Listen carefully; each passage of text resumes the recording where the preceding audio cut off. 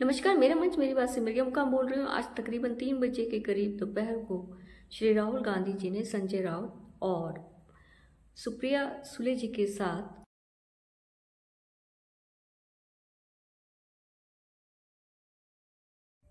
Rahul Gandhi ji election commission से एक और महत्वपूर्ण सवाल पूछ रहे हैं कि एडल्ट पॉपुलेशन से ज्यादा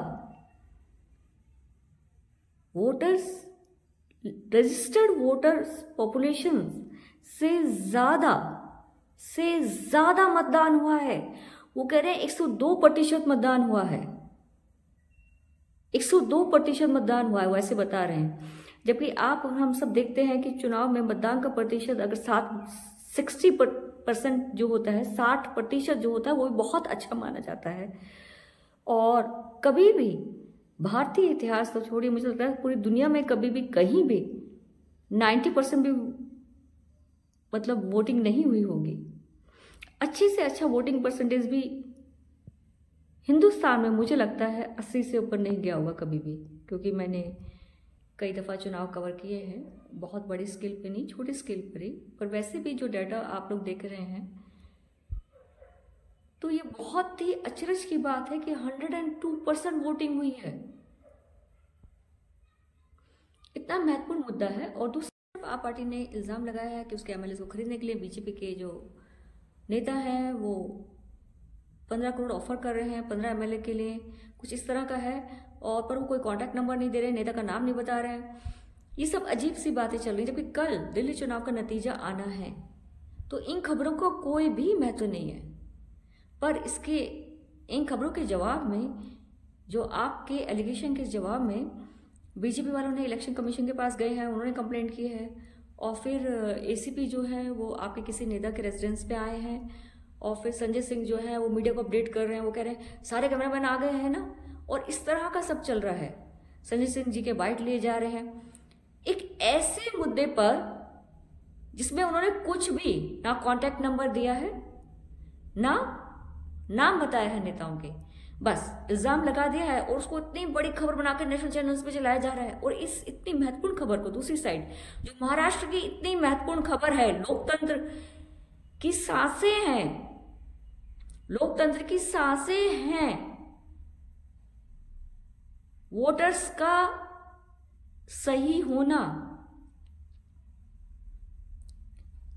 यहां पे ऐसे लगता है कि वर्चुअल वोटर्स हैं, काइंड ऑफ एक तरह से इस तरह लग रहा है महाराष्ट्र में जैसे वर्चुअल वोटर्स आ गए हैं कहीं से। संजय राउत जी कह रहे हैं ये फ्लोटिंग वोटर्स हैं, अब ये बिहार में चले जाएंगे। तो इन वोटर्स को कैच करना बहुत जरूरी है। राहुल गांधी जी बार बार इस मुद्दे को उठा रहे हैं और आज तो उन्होंने जबरदस्त प्रेस कॉन्फ्रेंस की है और उन्होंने बहुत ही शानदार तरीके से इस बात को रखा है। और जब उनसे एक पत्रकार ने ये कहा है आपको पहले ये दी जाती है, आप लोगों को पहले ही वोटिंग लिस्ट दी जाती है चुनाव से पहले, तो उन्होंने कहा वो डिसेंट्रलाइज्ड होती है। और उन्होंने कहा चलिए फर्ज कीजिए, उन्होंने कहा उसका पूरा डाटा नहीं होता, उन्होंने कहा अगर फर्ज कीजिए अगर वोटिंग लिस्ट पहले दी गई, हम मांग रहे थे, हमें देने में ऐतराज क्या है। ये छोटी सी बात है, ये 20 सेकंड का काम है चुनाव आयोग के लिए वोटिंग लिस्ट देना, चुनाव आयोग के लिए 20 सेकंड का काम है, राहुल गांधी जी ने कहा। जिस तरह से एक नॉन इशू को उठाया गया, क्योंकि कल ही चुनाव के नतीजे आ रहे हैं, तो उससे साफ जाहिर है कि ये मेन मुद्दे को दबाने की कोशिश की गई है। आज राहुल गांधी जी ने जो महाराष्ट्र का मुद्दा उठाया इतने जोरों शोरों से, उसको दबाने की कोशिश की गई है।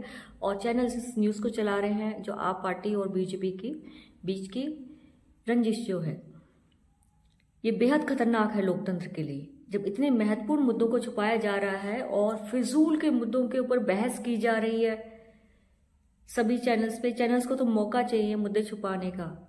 तो मेरे सभी चैनल से आग्रह रहेगा, खासतौर पे इंडिया टीवी, जी टीवी और इंडिया टुडे से मेरा आग्रह रहेगा कि वो जो प्रमुख खबर है, महाराष्ट्र में वोटिंग लिस्ट में जबरदस्त धांधली हुई है, इस खबर को प्लीज चलाइए।